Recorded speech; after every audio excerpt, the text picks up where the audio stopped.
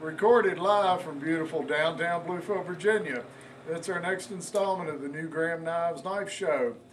Glad y'all came to join us again. Again, it's amazing to me how many of you are actually watching this thing week after week. Must not be much on TV anymore.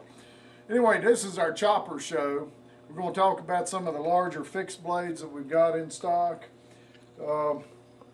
Moving right along, but Tommy says we're going to run 20 minutes, and I'm not going to let that happen. I set a K-Bar Marine Corps fighting knife here. Everybody knows that's a 7-inch blade on that fella, and to give you an idea that, yeah, golly, Alice, there are some bigger knives in the world these days. People will be going into the field. Some of these knives will actually perform as well as small hatchets. You can wear it on your side. You've got your fixed blade, but if you need to chop up tent pegs, you need to make some kindling, these puppies will definitely fill the bill.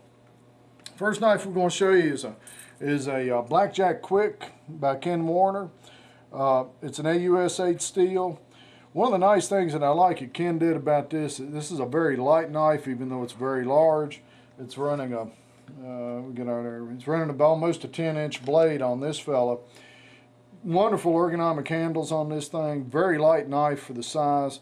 The blade stock, well, we don't have a mic to work out blade stock on it. I mean, it's very ample.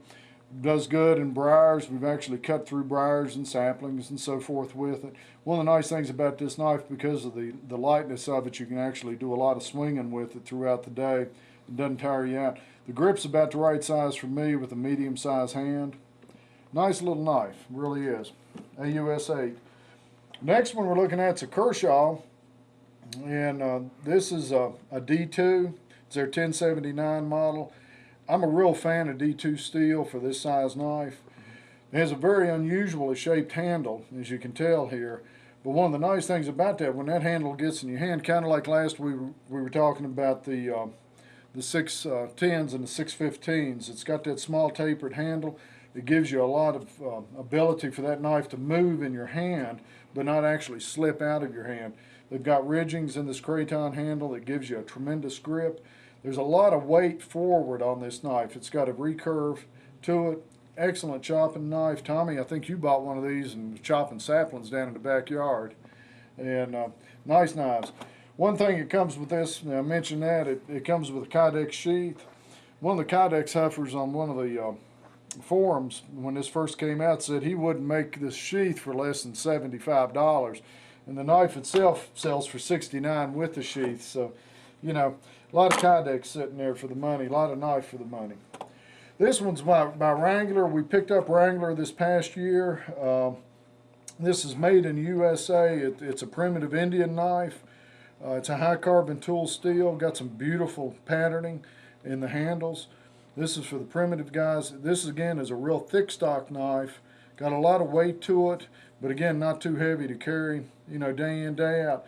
One thing I do want to mention about that, and I hope to God we don't go 20 minutes. We should have pulled this out. This has a unique Indian style sheath that comes with it. And it's still in plastic, so I don't know how good. Now that can be a selling point or a drawback depending on the individual, but this is hand beaded. It's a leather sheath. It's a pouch type sheath. Absolutely beautiful, and each one of them are different. There's only 250 of these Wranglers made. Each one of them are serial numbered. And this one is number 220 out of the 250. So this series is going to be running out pretty quick. But it's a high carbon steel blade made in USA. Next one we've got here is a Fall Niven.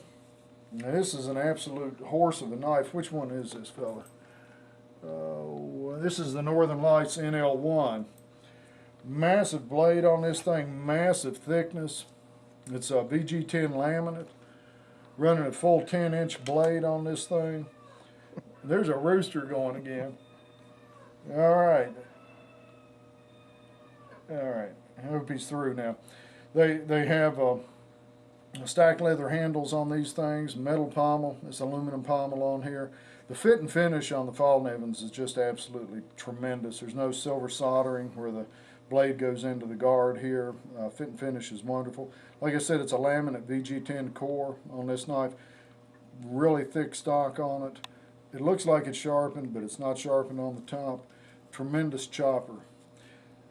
To me, in all honesty, as pretty as this handle is, I'd probably wrap this in friction tape just to get a little better grip on it. I know it's horrible for a $300 knife to say that, but that's the first thing I would do with this knife, and I know some of you do. This one's a little Randall.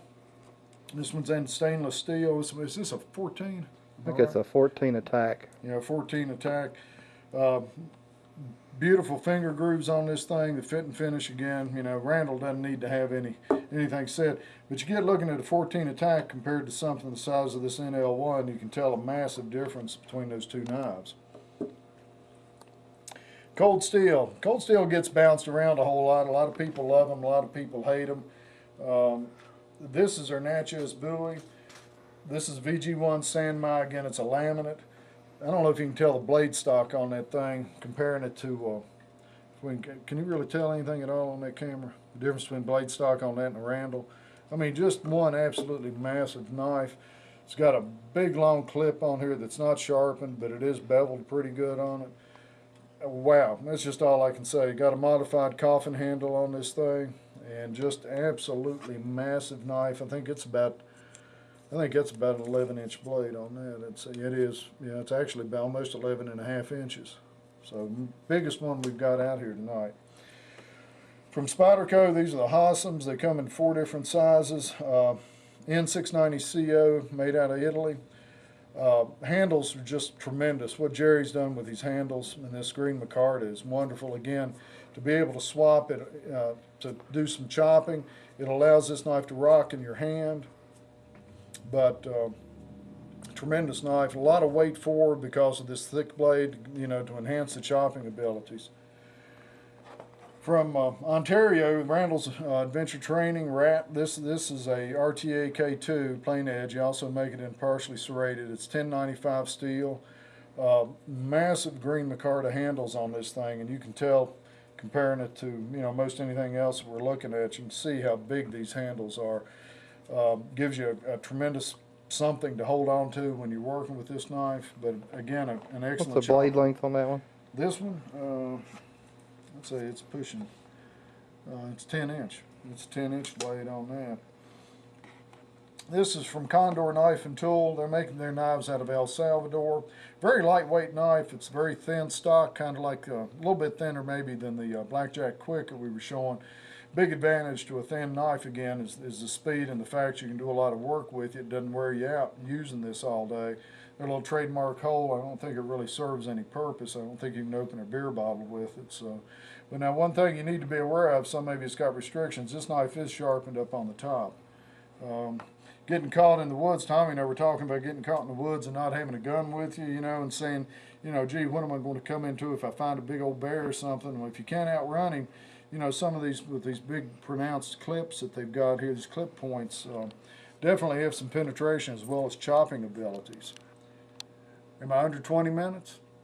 I moved fast on that, didn't I? Yeah, you're at 8 minutes and 23 See seconds. there, that's pretty good. All right, well, one of the things that we've talked about these, I guess really what we're trying to point out too, there's some whopping big knives out here.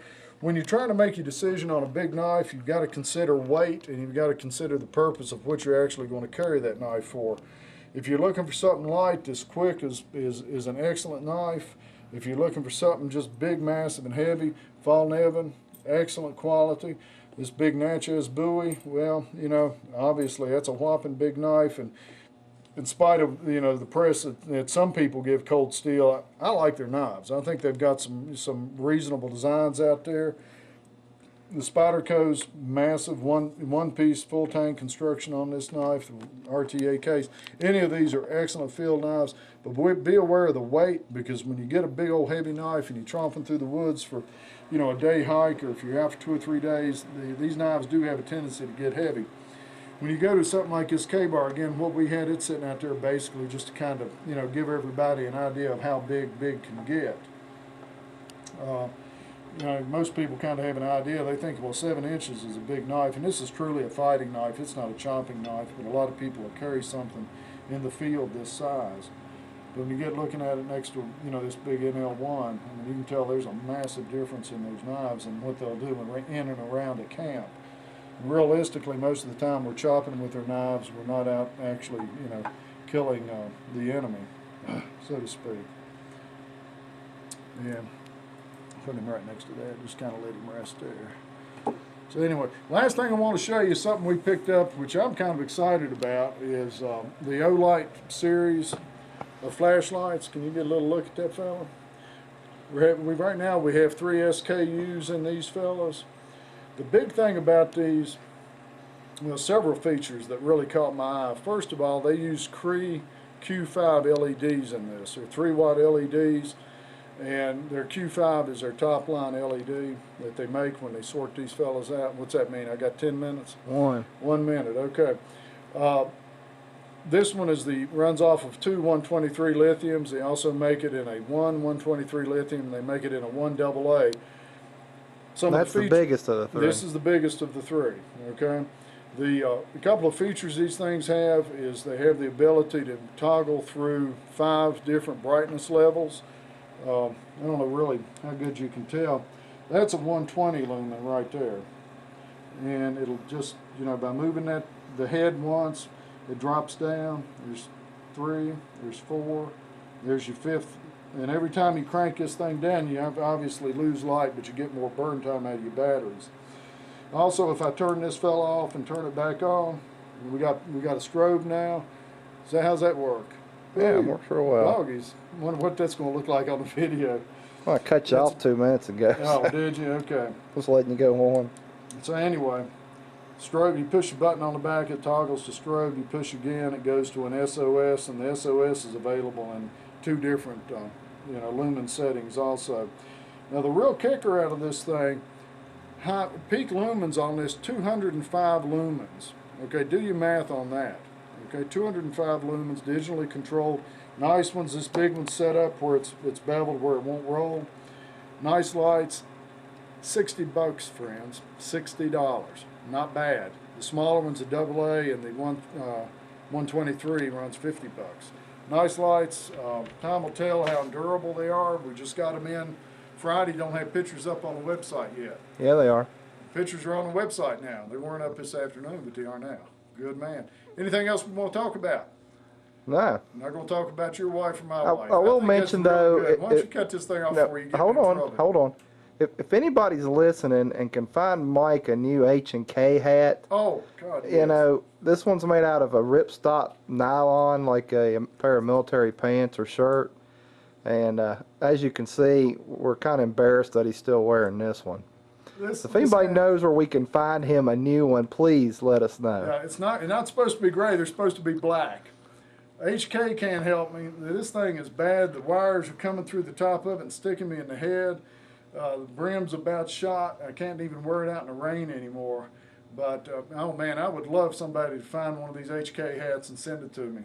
Yeah, that's nice. Thank you very much. Yeah. All right, anything else? That's it. All right, thank you. We'll see you next week.